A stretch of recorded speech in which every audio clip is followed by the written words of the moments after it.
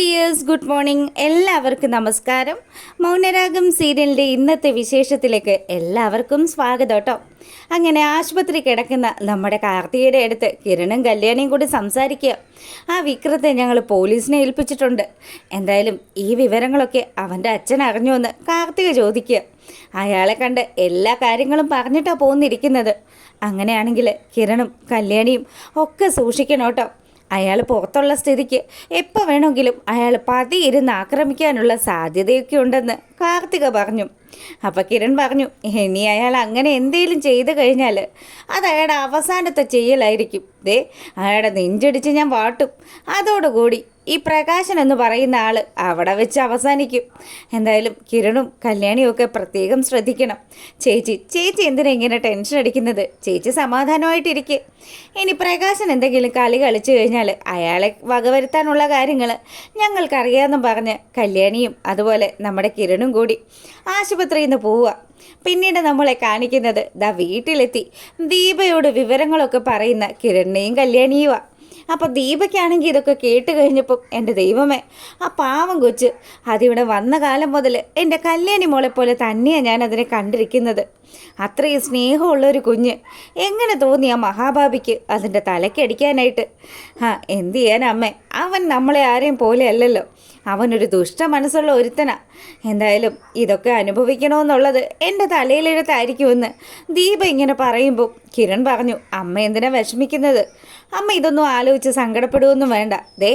അവൻ ഇന്ന് കോടതി കൂടുന്ന സമയത്ത് ഉറപ്പായിട്ടും അവൻ ചെയ്ത കാര്യത്തിന് അവൻ ജയിലിലേക്ക് തന്നെയായിരിക്കും പോകുന്നത്. അങ്ങനെയാണെങ്കിൽ മോനെ, ഞാനും കൂടി അങ്ങോട്ടേക്ക് വന്നോട്ടെ. എനിക്ക് കാണണം. പറ്റിയാൽ അവനെതിരെ ഞാൻ മൊഴി കൊടുക്കും.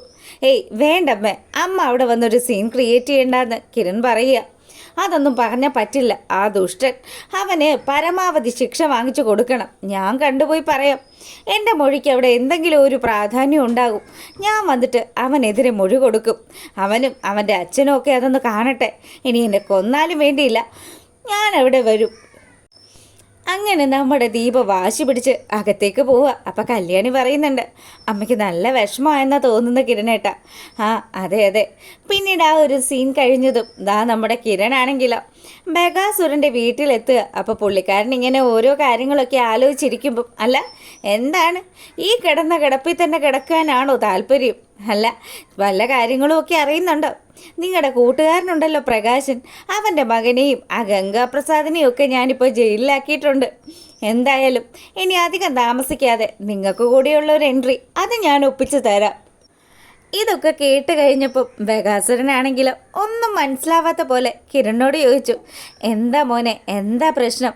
അയ്യോടാ, ഒന്നും അറിയാത്തൊരു മനുഷ്യൻ എല്ലാം ഒപ്പിച്ച് വെച്ചിട്ട് താൻ പൊട്ടം കളിക്കുന്നത് ആരുടെ മുന്നിലാണോ? സത്യം പറയ്, താൻ ഈ കാര്യങ്ങളൊക്കെ അറിഞ്ഞതാണോ? ഇല്ല, ഞാൻ ഒരു കാര്യവും അറിഞ്ഞിട്ടില്ല. എന്തിനാ നീ എന്നെ ഇങ്ങനെ തെറ്റിദ്ധരിക്കുന്നത്? കുറേ കാലം എൻ്റെ അച്ഛനെയും അമ്മേനെയും തമ്മിൽ തെറ്റിച്ച് താനൊരു ചെന്നായ കളിച്ചതല്ലേ? അതും പോരാഞ്ഞിട്ട് തൻ്റെ മകളെ ഞാൻ കിട്ടുമെന്നും എൻ്റെ അമ്മയുടെയും അച്ഛൻ്റെയും സ്വത്തുക്കളൊക്കെ തൻ്റെ മകൾക്ക് വന്ന് ചേരുമെന്നും ഒക്കെ താൻ കാൽക്കുലേറ്റ് ചെയ്തു. പക്ഷേ അതിൻ്റെ ഇടയിൽ ഞാൻ ചെയ്ത പുണ്യങ്ങളുടെ ഫലമായിട്ടായിരിക്കും കല്യാണി എന്ന് പറയുന്ന കുട്ടി എൻ്റെ ജീവിതത്തിലേക്ക് വന്നത്. അതുകൊണ്ട് സരയു എന്ന് പറയുന്ന ആ വൃത്തികെട്ടവളുടെ നീരാളിപ്പിടുത്തത്തിൽ നിന്ന് ഞാൻ രക്ഷപ്പെട്ടില്ലേ? എടോ, തൻ്റെ മകൾക്ക് എന്തെങ്കിലും ഒരു ജീവിതം ഉണ്ടോ? താൻ ഈ ചെയ്തു കൂട്ടിയ പാപങ്ങൾക്കൊക്കെയുള്ള ഫലമാണോ ഇപ്പം അനുഭവിച്ചുകൊണ്ടിരിക്കണേന്ന് നമ്മുടെ ബഗാസുരൻ്റെ മുഖത്ത് നോക്കിയിട്ട് കിരൺ പറയുക. അപ്പോൾ പുള്ളിക്കാരൻ പറയുന്നുണ്ട്, നീ എന്തൊക്കെയാ പറഞ്ഞു വരുന്നതെന്നൊന്നും എനിക്കറിയില്ല. ഞാനാണെങ്കിൽ എൻ്റെ ജീവനൊന്ന് പോയി കിട്ടിയാൽ മതി. അങ്ങനെ ആലോചിച്ച് കിടക്കുക. എന്തായാലും നീ ഇനി ഒന്നും പറഞ്ഞ് എന്നെ വിഷമിപ്പിക്കല്ലേ. അല്ല, വിക്രത്തെ എന്തിനാ പോലീസ് അറസ്റ്റ് ചെയ്തത്? അവളെ അവൻ്റെ സഹോദരിയുടെ തലമണ്ട അടിച്ചു പൊട്ടിച്ചു. അപ്പോൾ അത് കേൾക്കുമ്പോൾ തന്നെ നമ്മുടെ ബഗാസുരനൊരു സന്തോഷമൊക്കെ വരുന്നുണ്ട്.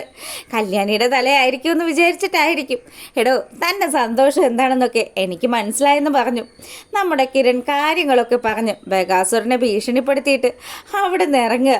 പിന്നീട് ആ ഒരു സീൻ കഴിയുമ്പോൾ ഒരു കോടതിയിൽ കാണിക്കുക. നമ്മുടെ പ്രകാശൻ മകനെ കൊണ്ടുവരുന്ന കാഴ്ച കാണാൻ വേണ്ടി ഇങ്ങനെ കാത്തിരിക്കുക. എത്രയും പെട്ടെന്ന് തൻ്റെ പൊന്നു മകനുമായിട്ട് ഈ കോടതിയിൽ നിന്ന് തന്നെ പോകണം.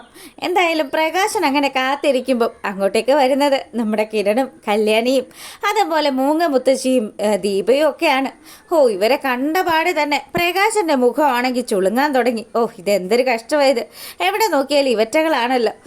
എൻ്റെ മകനെ കള്ളക്കേസ് കൊടുക്കിയിട്ട് നീയൊക്കെ കൂടി എന്തിനാ ഇങ്ങോട്ട് വീണ്ടും വന്നതെന്ന് പ്രകാശൻ ചോദിക്കുക.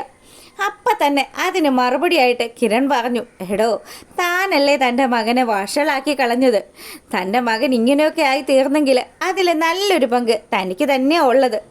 അത് കേട്ടപ്പം നമ്മുടെ മൂങ്ങാമുത്തശ്ശിയും പറയുന്നുണ്ട്, അതേ മോനെ, ഞാൻ വരെ എത്ര തെറ്റുകൾ ചെയ്തിട്ടും അതിൽ നിന്നൊക്കെ പിന്മാറാൻ നോക്കി. ഇപ്പം ദാ ഞാനും എൻ്റെ കിരൺ മോനും കല്യാണി മോൾക്കുമൊക്കെ നല്ലത് വരണേ ദൈവമെന്ന് പ്രാർത്ഥിച്ച് ജീവിക്കുക. അതിൻ്റെ ഇടയ്ക്ക് സ്വന്തം മകളുടെ തലമണ്ട തല്ലി പൊളിച്ച മകനെ നീ സംരക്ഷിക്കുന്നത്. നിനക്കിതുവഴി എന്താടാ കിട്ടുന്നത്? നീ എന്തിനാ അവനെ ഇറക്കാൻ വേണ്ടിയിട്ട് ഇവിടെ വന്ന് നിൽക്കുന്നതെന്നൊക്കെ മൂങ്ങ മുത്തശ്ശി ചോദിച്ചു. അമ്മ ഇപ്പം ഇവരുടെയൊക്കെ ഒപ്പമാണെന്നൊക്കെ എനിക്കറിയാം. എന്തായാലും എൻ്റെ മകനെ ഞാൻ ഇറക്കിയിരിക്കും. ഇതൊക്കെ കള്ളക്കേസാണെന്ന് പ്രകാശം വാദിക്കുക. അങ്ങനെ ഇവർ സംസാരിച്ചുകൊണ്ട് നിൽക്കുന്ന സമയത്ത് നമ്മുടെ വിക്രമാദിത്യനുമായിട്ട് ആ പോലീസുകാരവിടെ എത്തി. വിക്രമാണെങ്കിൽ അവിടെ നിന്ന് ഇറങ്ങിയ പാടെ തന്നെ ഇവരെയൊക്കെ കണ്ടപ്പോൾ ശരിക്കും നമ്മുടെ വിക്രത്തിൻ്റെ മുഖമൊക്കെ അങ്ങ് മാറി. അമ്മയെ കണ്ടതോ നല്ല ദേഷ്യത്തിൽ ദീപയുടെയും അതുപോലെ കല്യാണിയുടെയൊക്കെ മുന്നിലൂടെ അവൻ പോകുമ്പോൾ അവർ പറഞ്ഞു, ഒന്ന് നിൽക്കടാ അവിടെ. അല്ല എന്തായി? ഇവിടെ നല്ലതുപോലെ സാറ് ചതച്ചിട്ടുണ്ടല്ലോ. അതെ, നിങ്ങളുടെ ആൾക്കാരാണല്ലോ ഇപ്പോൾ പോലീസുകാർ. അതുകൊണ്ട് തന്നെ അവരെല്ലാവരും ചേർന്ന് എന്നെ ഭേഷ പെരുമാറിയിട്ടുണ്ട്. ഞാനൊരു തെറ്റും ചെയ്തിട്ടില്ല എന്ന് ഇന്നിവിടെ ഈ കോടതിയിൽ തെളിയിക്കാൻ പറ്റും. പിന്നെ നീയൊരു വലിയ പുണ്യവാളൻ. പിന്നെ ഇവനെ പോലെയുള്ള ഒരുത്തൻ ഇന്ന് ശിക്ഷ അനുഭവിക്കണം. ഇവന് വേണ്ടി ഞാൻ മൊഴി കൊടുക്കും. ഇവനെ പോലെയുള്ള ഒരുത്തനെ പ്രസവിച്ചു പോയല്ലോ എന്നുള്ള ആ ഒരു മനസ്സിൽ വിഷമം മാത്രമേ എനിക്കുള്ളൂ എന്ന് ദീപ പറയുക.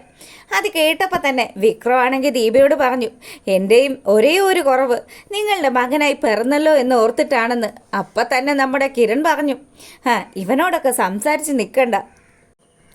ഇവനും ഇവൻ്റെ അച്ഛനും ഒന്നും ഒരു കാലത്തും നന്നാവാൻ പോകുന്നില്ല. അതുകൊണ്ടാണല്ലോ സ്വന്തം മകൻ ഇത്രയും വലിയൊരു പാതകം ചെയ്തിട്ടും അത് ന്യായീകരിച്ചുകൊണ്ട് ഇയാൾ ഇവിടെ വന്ന് നിൽക്കുന്നത്. അതേ മോനെ, ഇങ്ങനെയുള്ളവർക്കൊക്കെ കിട്ടേണ്ടത് കിട്ടണം. എന്തായാലും ഇവനെ മിക്കവാറും ആരെങ്കിലും തല്ലിക്കൊന്ന് ഏതെങ്കിലും ഒരു ഓടയിൽ തള്ളും. ആ കാര്യത്തിൽ ഒരു സംശയമില്ല പ്രകാശ. തൻ്റെ മകനെ എന്തായാലും അതൊക്കെ തന്നെ ആയിരിക്കും അവസാനം സംഭവിക്കാൻ പോകുന്നതെന്ന്. അങ്ങനെ അവരെല്ലാവരും ആ കോടതി കൂടുന്ന ആ മുറിയിലേക്ക് കയറുക. അപ്പം വക്കീൽ വന്നിട്ട് നമ്മുടെ വിക്രത്തിനോട് പറഞ്ഞു, അതെ, വിക്രം എന്ന് പറയുന്ന ആള് സ്വന്തം പെങ്ങളുടെ തലക്കടിച്ചതാണ് ഇവിടെ വന്നിരിക്കുന്ന കുറ്റം. അതുകൊണ്ട് സാറേ ഇവനെ വിശദമായിട്ട് ക്വസ്റ്റ്യൻ ചെയ്യണം. അല്ല, ഇവൻ്റെ മുഖത്ത് എന്തൊക്കെയോ പരിക്കുകളുണ്ടല്ലോ എന്ന് ജഡ്ജി അദ്ദേഹം ചോദിച്ചു. എൻ്റെ സാറേ, എന്നെ ആ ലോക്കപ്പിലിട്ട് വല്ലാണ്ടങ്ങ് മർദ്ദിക്കുമായിരുന്നു. പ്രകാശനാണെങ്കിൽ നല്ല വിഷമമുണ്ട് തൻ്റെ മകൻ്റെ മുഖത്ത് ഈ പാടുകളൊക്കെ കാണുമ്പോഴത്തേക്കിനും. അപ്പം SIയോട് ആ ജഡ്ജി അദ്ദേഹം ചോദിച്ചു, എന്തൊക്കെയാണോ ഇത്? അത് സാറേ, ഇവൻ അവിടെ വെച്ച് ആ കുറ്റം അങ്ങ് സമ്മതിച്ചില്ല. ഇവൻ തന്നെയാ സ്വന്തം പെങ്ങളുടെ തലമണ്ട തല്ലി പൊളിച്ചത്. എന്നിട്ടേ ഇവനെ ക്വസ്റ്റ്യൻ ചെയ്തപ്പം അവനൊന്നും അറിയാത്തതുപോലെ നിന്ന് നാടകം കളിക്കുമായിരുന്നു. എന്തായാലും അത് സമ്മതിപ്പിക്കാൻ വേണ്ടിയിട്ട് ചില കൈക്രിയകളൊക്കെ വേണ്ടി വന്നു.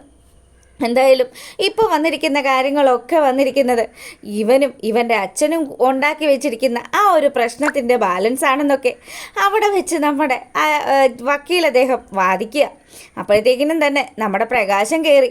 പ്രകാശം പറയുന്നുണ്ട്, എൻ്റെ പൊന്ന് സാറേ, ഈ കല്യാണിക്കും കിരണിനും ഒക്കെ എൻ്റെ മോനോട് നല്ല മുൻവൈരാഗ്യമുണ്ട്. അതിൻ്റെ പകരം വീട്ടാൻ വേണ്ടിയിട്ടാണ് ഇവരിങ്ങനെയൊക്കെ ചെയ്തിരിക്കുന്നത്. എൻ്റെ മോൻ നിരപരാധിയാണ് സാറേ, അവനെ വെറുതെ വിടണമെന്ന്. അപ്പോഴാണ് ഇടിവെട്ട് പോലെ നമ്മുടെ മൂങ്ങാമുത്തശ്ശി ചാടി എഴുന്നേറ്റു. എൻ്റെ പൊന്ന് സാറേ, ഇവനെ വളർത്തി വഷളാക്കിയ ഒരു തള്ളയാണ് ഞാൻ. പക്ഷേ ഇവനും ഇവൻ്റെ മകനും ഒക്കെ നന്നാകുമെന്നുള്ളൊരു വിശ്വാസം എനിക്കുണ്ടായിരുന്നു. എന്നാൽ അങ്ങനെയല്ല സാറേ സംഭവിച്ചത്. ആ കാർത്തിക മോളെന്ന് പറയുന്ന ആ കുഞ്ഞിൻ്റെ തലയ്ക്ക് അടിച്ച ഇവൻ അവളുടെ വീട്ടിൽ നിന്ന് സ്വർണവും പണവും ഒക്കെ കവർന്നെടുത്തത്. എന്തായാലും സാറ് എൻ്റെ ഭാഗത്തു നിന്നുള്ള കാര്യങ്ങൾ കൂടി സാറൊന്ന് കേൾക്കണമെന്ന് പറഞ്ഞ് മൂങ്ങാമുത്തശ്ശി ചാടി എഴുന്നേറ്റ് അഭിപ്രായം പറയാം. അപ്പം തന്നെ ജഡ്ജി അദ്ദേഹം പറഞ്ഞു, അതെ, നിങ്ങൾ ആരാ പ്രകാശൻ്റെ? എൻ്റെ സാറേ, ഞാൻ ആ പ്രകാശൻ്റെ അമ്മയാണ്. അങ്ങനെയാണെങ്കിൽ പ്രകാശൻ്റെ അമ്മയ്ക്ക് സംസാരിക്കാനുള്ള അവസരം തരാം. ആ സമയത്ത് മാത്രം നിങ്ങൾ സംസാരിച്ചാൽ മതി. ഇപ്പം അവിടെ മിണ്ടാതിരിക്കാൻ പറഞ്ഞിട്ട് ആ ജഡ്ജി അദ്ദേഹം നമ്മുടെ മൂങ്ങയുടെ വായടപ്പിക്കുക. അപ്പം നമ്മുടെ പ്രകാശനും മകനും ഒക്കെ വലിയ സന്തോഷമായിട്ടോ. വിക്രമാണെങ്കിൽ സാറേ ഞാൻ ഒരു തെറ്റും ചെയ്തിട്ടില്ല, ഇതിൻ്റെയൊക്കെ പിന്നിലെ കിരണും കല്യാണിയും ആണെന്ന് പറഞ്ഞ് തൊഴുത് നിൽക്കുന്ന നമ്മുടെ വിക്രത്തെ കാണിച്ചുകൊണ്ടാണ് ഇന്നത്തെ വിശേഷം അവസാനിക്കുന്നത്. അപ്പോൾ ഇഷ്ടമായാൽ ഒന്ന് ലൈക്ക് അടിക്കുക. ഓക്കേ.